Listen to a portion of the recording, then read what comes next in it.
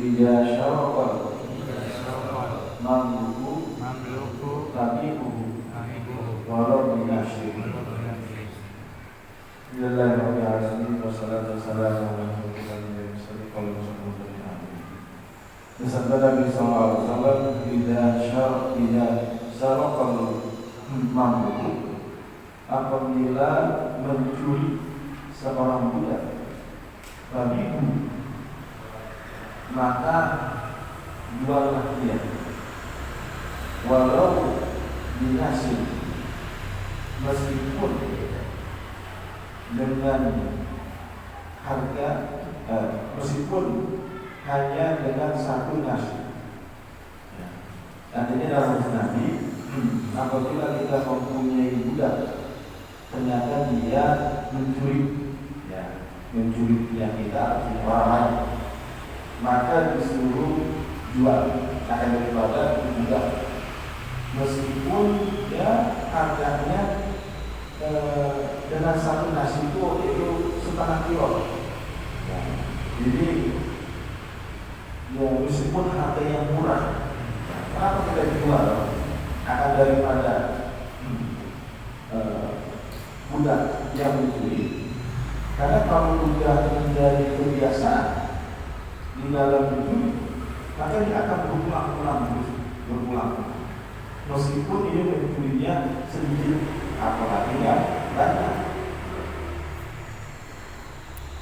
Jadi yang namanya budak, bukan berarti itu selalu mendapatkan keuntungan.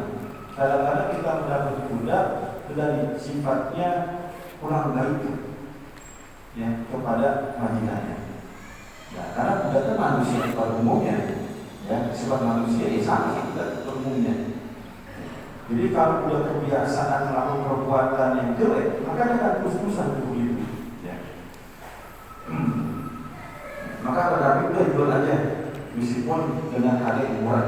Jadi satu nasi itu setengah kilo, seharga sekitar 20 dirham. Ketika itu 20 dirham. Karena kalau 10 dirhamnya ini kan uang emas dirham ini, uang yang bentuknya emas. Lumayan mahal juga termasuknya kalau 10 dirham. Jadi ini kalau sudah menjadi pemikat, artinya sulit untuk dihilangkan akan daripada ini si budak, harus menjadi kebiasaan dan curi. Seperti orang kletok, dikit ngambil, dikit nyuri gitu. Ini tuh meskipun dia membutuh, karena ini menjadi objek dia, kebiasaan dia. Jadi ada barang lampun, karena gatal awalnya, diambil aja. Nah kan ini berbahaya, karena daripada keberlangsungan. Kalau dia hidup bersama kita, sama seperti kita punya pegawai. Kalau tukang mencuri, dia udah lepas saja. Karena dia sekali ketahuan kita makan, wah apa ini makan juga. Nanti dia kan berulang tuh, setiap ada kesempatan diulang lagi. Ini termasuk yang daripada aib. Makanya ketika aib mencuri itu termasuk daripada aib yang faktis, yang berat, artinya yang kategori yang memang sulit untuk diubah. Tidak apa-apa dengan harga yang murah, asalkan tidak terhindar daripada orang-orang yang melakukan perbuatan yang dilanggar agama. Jadi karena kita dalilnya apa? Ib'adi ahli fasad wal ma'asi, menjauhkan diri kita dari orang yang selalu membuat kerusakan dan ahli maksiat, kemaksiatan. Begitu juga dengan perkara mencuri, ini kan fasad namanya, maksiat juga. Maka kita bisa menjauh daripada orang-orang seperti itu. Jangan dipelihara daripada orang yang mempunyai akhlak-akhlak yang jelek,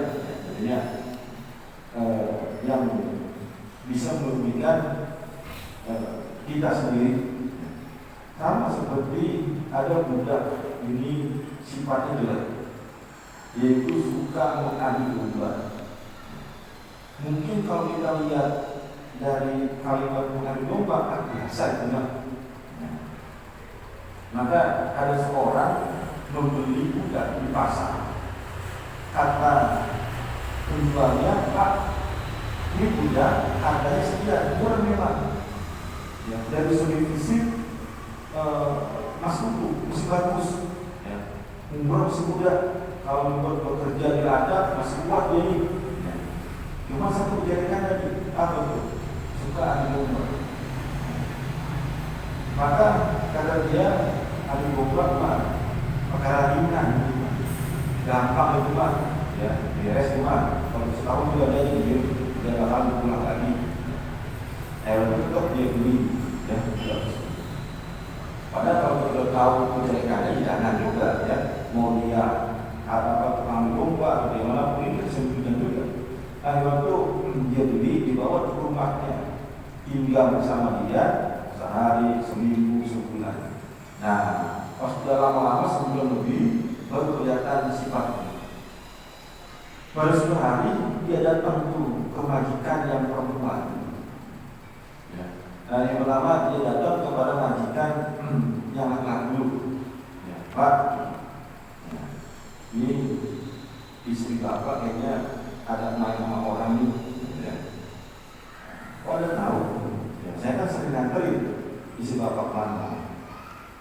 Paling kemarin dia kalian katanya mau ngabisin kapan? Siap-siap aja Pak ya. Juga lah siap-siap. Istrinya sama ini tahu Bu, kayaknya ibu bapak ini dalam rumah punya mainan juga di luar mengisi kenangan. Kalau begitu Bu, terima ibu datangnya ke kamar bawa pisau. Coba nanti tunjukkan daripada bapak akan daripada pisau tersebut hanya dan nanti lagi. Cuma ibu di aja nih, jangan sampai bapak tersebut tahu. Maka apa yang dihubungi sama budak tersebut juga dia percaya. Maka istrinya diam-diam masuk ke kamar suaminya bawa pisau. Benar kata suami ini, benar-benar ngomong seperti itu. Saya mau dibunuh ini. Kemudian istrinya juga curiga dengan bapaknya, kok malah kan di rumah di kamar. Itu karena salah sangka sebab berubah terjadilah pembunuhan. Suaminya dia siap bawa senjata tajam langsung dibunuh daripada istrinya. Nah, keluarga dari istrinya berterima, ini anak saya kenapa dibunuh? Itu perang antara keluarga besar laki-laki dengan suami dengan istrinya. Gara-gara sifat jelek itu mudah, itu bisa merugikan banyak orang. Maka kalau kita mendapati budak yang kurang bagus akhlaknya, kalau bisa jangan dibeli. Atau kalau kalau zaman sekarang tidak ada budak, ya kalau kita mendapati anak budak atau orang yang kerja di kita, tanya dulu nih orang ada yang kejelekannya. Biasanya ya, kalau ada kejelekan dari awal dia akan pulang lagi seperti apa yang dia pernah lakukan. Ini kita disuruh hati-hati, ya. Makanya kalau dijual budak yang ada cacatnya dari itu sifatnya jelek itu biasanya murah. Ya, kalau di waktu zaman ada kebudakan. Kemudian kalau Rasulullah SAW tidak sakor dulu imro'atu al-ma'a mujir. Bersabda Nabi SAW, tidak sakor dulu apabila memberi minum air seorang suami imro'atu kepada istrinya al-ma'a mujir, maka ia diberi pahala. Ini hadis kedua. Bagi seorang suami ini kan kewajiban di dalam memberikan nafkah kepada anak dan istri. Karena Nabi memberikan perumpamaan yang sederhana, yaitu hanya memberikan minuman air. Ya. Seorang suami memberikan minuman air kepada istri, ujiro juga pahala. Ini minuman air perkara yang remeh, perkara yang sepele. Nah, ya mungkin ya air seminum ini ya ada harganya lah tuh. Kalau di rumah nggak ada harganya. Tapi pekerjaan yang dianggap remeh, pekerjaan yang dianggap sepele, itu tetap Allah berikan pahala. Ya. Allah tetap berikan pahala. Maka bagaimana kalau pekerjaan tersebut pekerjaan yang berharga, pekerjaan yang bernilai? Ya seperti seorang suami bekerja mencari nafkah, kemudian menghasilkan uang harta diberikan kepada istrinya. Itu namanya pekerjaan yang berat, yang bernilai besar. Maka Allah pasti akan memberikan pahala sesuai daripada kerjanya. Ya, jadi bagi suami jangan ketakutan tuh. Ya, yang penting di dalam berkeluarga maka diniatkanlah bahwa kita melakukan ini adalah kewajiban dari Allah Subhanahu wa taala. Curiga istri Pak. Tidak curiga. Ya, curiga ya. Biasanya kan istri diberikan air dari suami. Jadi artinya ketika suami memberikan nafkah kepada istri, itu semuanya Allah berikan imbalan berupa pahala. Tidak ada yang namanya sia-sia. Asalkan tadi diniatkan karena Allah. Kembali kepada niat lagi. Saya niat bekerja mencari nafkah karena Allah. Jadi sekecil apapun yang kita lakukan, ya, maka tetap memberikan pahala. Ya. Jadi jangan merasa saya capek-capek kerja, tapi yang menikmati bisa ya begitu. Jangan. Karena bagaimanapun juga yang namanya suami tetap kewajiban adalah memberikan nafkah kepada anak dan istrinya. Maka kalau orang yang ahli ibadah tapi dia melalaikan istri anaknya, nggak ngurusin istrinya, dia begitu mulu, ngapain kita masjid? Ya, ngapain lagi? Ya, sudah yang kategori tersebut itu tidak bagus, tetapi dia melalaikan kewajiban di rumah, ya, mendapat pahala tapi kok sadar. Ya, maka di dalam pemahaman agama kita, seorang hamba bisa mendapatkan pahala dari Allah bukan hanya daripada sholatnya saja, puasanya saja, tapi meskipun ini pekerjaan dunia, mencari harta kan pekerjaan dunia namanya. Tapi kalau kita lihatkan menunaikan kewajiban kita sebagai kepala rumah tangga karena Allah Subhanahu wa taala, maka itu semuanya mendapatkan nilai dari Allah, artinya pahala. Bahkan seorang suami yang bekerja mengeluarkan keringat, setetes, 2 tetes, 3 tetes, maka setiap satu tetes keringat akan mendapatkan ampunan dari Allah Subhanahu wa taala. Bukan hanya ampunan, tapi diberikan juga pahala Allah Subhanahu wa taala. Ini juga termasuk daripada bagian ibadah kepada Allah. Ini kalau orang pemahaman kan begini, ibadah sholat, itu masjid. Nah, padahal banyak ibadah yang kelihatannya seperti mencari dunia, tetapi ibadah. Ya, kalau kita tahu ilmunya, tadi seperti tadi itu mencari nafkah, ya, kita gagal menerima hasilnya buat anak istri, misalnya itu pahala semuanya. Ya.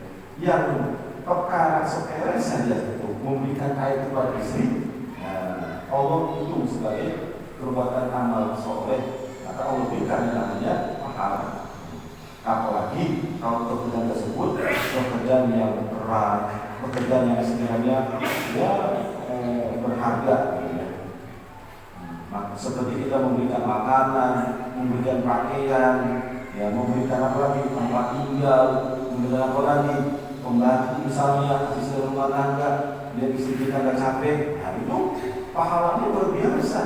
Apa Allah akan berikan kepada suami-suami yang sudah bertanggung jawab di dalam menjadi kepala rumah tangga. Ya. Makanya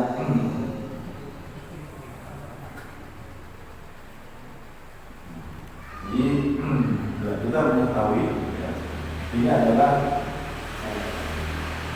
bentuk akan daripada Allah memberikan pahala kepada hambanya, meskipun tadi kelihatannya amal dunia, pekerjaan-pekerjaan yang contoh pada dunia.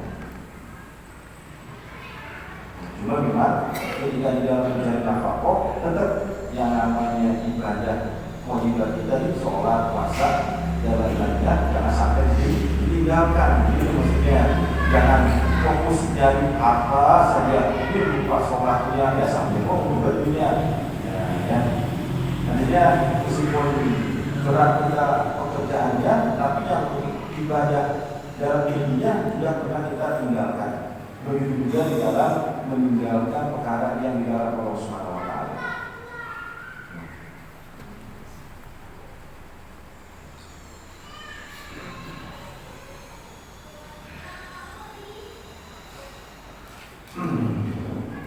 Ya, jadi insya Allah ya, setiap langkah kita keluar dari rumah, ya, kita mencari rezeki keluar, ini akan tidak akan menjadi sia-sia kalau memang diniatkan karena Allah Subhanahu wa taala. Kemudian kalau Rasulullah SAW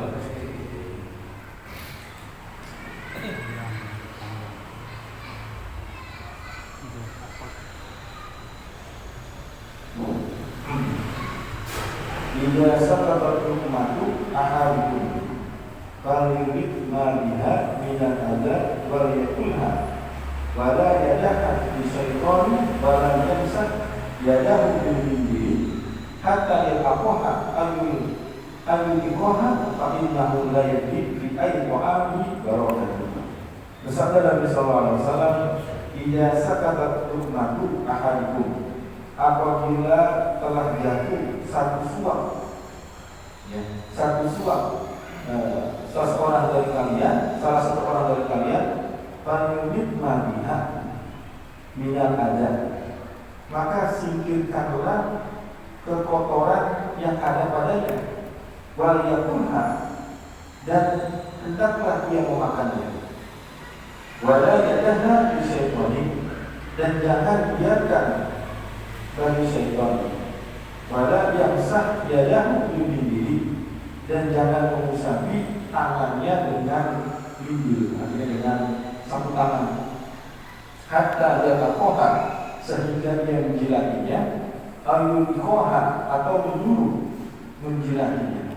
Fa innahu la yadri, maka sesungguhnya dia tidak tahu bi ayyi ta'ami barakatuh, ya, di manakah makanan terdapat keberkahan.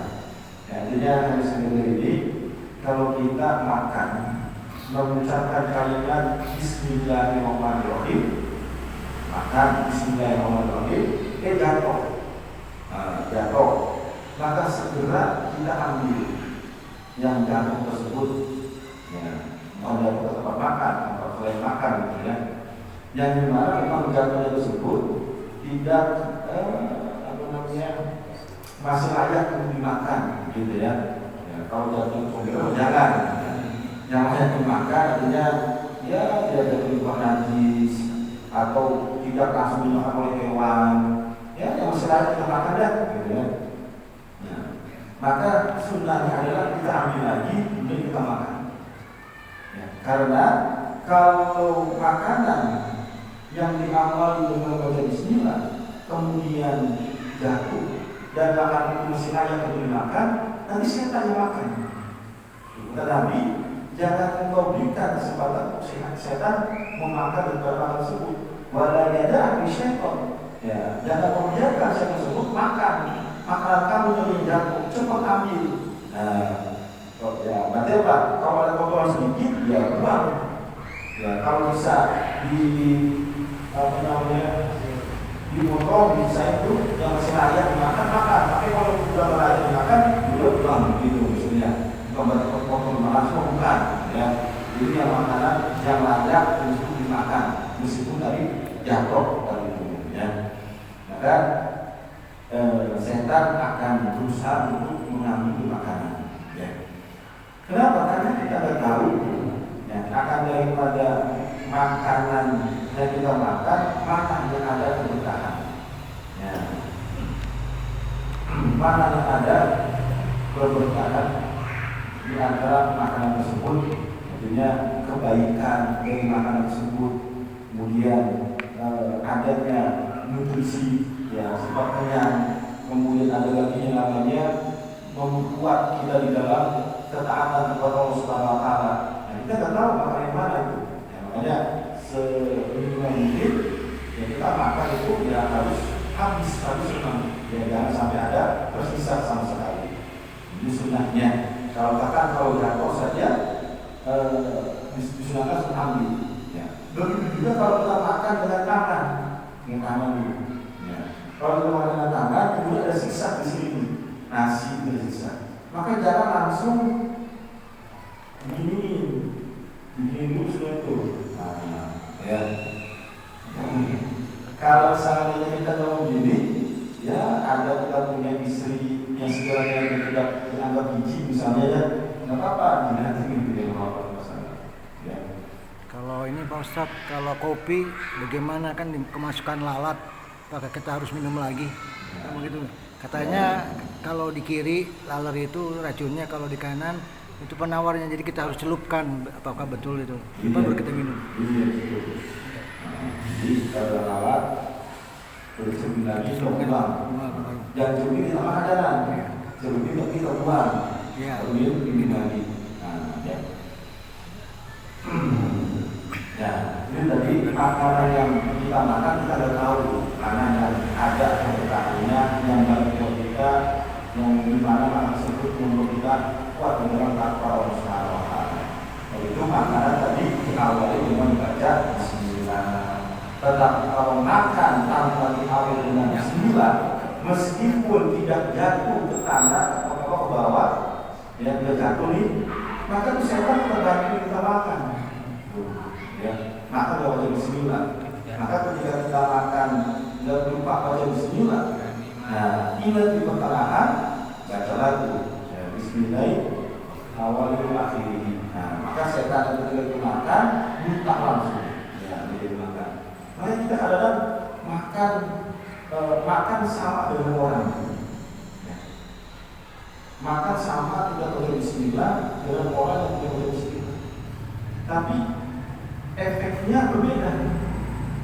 Yang satu dengan Bismillah maka ada keberkahan, yang tidak diawali dengan Bismillah tidak ada keberkahan.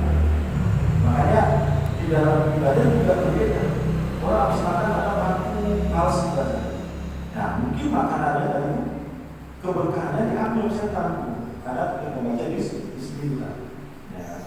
Nah, begitu juga makanan yang kita sering sisa-sisakan. Kalau kita memang makan tidak menghabiskan semuanya, maka jangan diaduk-aduk. Diberikan itu sebagian buat kita makan, sebagian lagi buat orang makan. Yang sekiranya orang lain makan tidak biji, kasihkan. Kalau kita aduk-aduk, ini makan yang sengaja untuk aduk misalnya, makan orang dibagi mau nggak kita? Nggak mau biji ya. Nah, kalau kita merasakan kebanyakan ini, ambil yang sekiranya kita sanggup untuk makan dan kita habiskan. Nah, maka setengah lagi nanti kita buat orang lagi. Ini akan daripada tata cara di dalam makan yang Nabi contohkan kepada kita semuanya. Ya. Ya. Tadi ketika habis makan, maka tangan kita ini jangan langsung dilap. Atau langsung cuci, jangan. Kenapa? Karena itu kalau kita makan dengan tangan kemudian tidak dilatih dulu, maka ini akan mempermudah sisa bekas makanan ini hilang. Ya, kemudian kita kasih lap baru, kemudian isi air. Tapi kalau kita harus makan tangan kita begini, nah ini makanan sisa tersebut tidak hilang. Gitu. Ya. Memang dia itu sunahnya kalau bisa pakai tangan, pakai sendok ya boleh pakai sendok. Jadi sunahnya adalah makan yang kita habis bersih. Seperti nasi itu kok bisa tidak ada. Itu sunahnya itu. Karena ada istilah kalau apa itu di akhir itu biasanya keberkahan makan kita itu berada di akhir yang sisi terakhir. Makanya kita kadang makan kok tambah males ibadahnya, jangan kita makan ada yang kebuang lagi. Nah, yang kebuang itu mungkin ada keberkahannya. Nah, ya. Karena kita makan sedikit doang, tapi kok ibadah semangat. Dan yang kita makan itu masuk adalah ada keberkahannya. Gitu, ya. Jadi karena kita nggak tahu kondisinya ibadah makanan yang ada berkahnya, ya maka kita habisin nanti. Kalau kita yang sekiranya yang mudah untuk dihabiskan, gitu ya. Jadi jangan kalau memang kita nggak habiskan ya sisain untuk disisihkan, gitu. Jangan ya aduk kemudian dimakan setengahnya dibuang lagi. Jadi namanya mubazir. Jadi itu buat makanan syaitan jadi. Wallahu a'lam. Ya Rabbana farna bi annana farna wa annana asrafna ala ma asrafna wa tub alaina tawma faghsil kulla tawma wastur lana al-awradi wa amin bil-wadi waghfir li walidina rabbi wa mauludina wal ahli wal ikhwani wa sa'iril ilahi wa kulli dhi mahabba wa birri mansuma wal muslimina ajma'a min rabbi asma wa jumla man nala bi bisami finna il mustafa rasulina bi kulli suri sallallahu wa sallam rabbi alaihi antal habib wa alihi wa sahbihi anadatun fi suhbi walhamdulillahi bil barri wal bahri Allahu ya Allah bil qabul Allahu ya Allah bil qabul Allahu ya Allah bil qabul ya Rabbi bil Mustafa badr maqasidana اغفر لنا ما مضى والشعار الأولي يا ربي بالمصطفى بالمقاصدنا واغفر لنا ما مضى والشعار الأولي يا ربي بالمصطفى بالمقاصدنا واغفر لنا ما مضى والشعار الأولي اللهم صل وسلم وبارك عليه